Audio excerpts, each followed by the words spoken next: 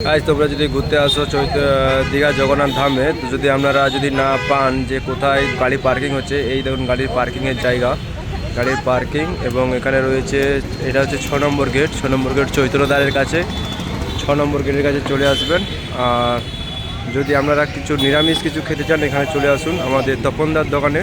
তপনদার দোকানে আনলিমিটেড মুড়ি, তার সঙ্গে রয়েছে ঘুগনি, তার সঙ্গে রয়েছে শসা, আর রয়েছে ঝুরি ভাজা আর পকোড়াও নিতে পারেন, বা হচ্ছে চপ নিতে পারেন। সব কিছু মিলিয়ে কত টাকা তখন কত টাকা? 20 টাকায় আনলিমিটেড খাবার।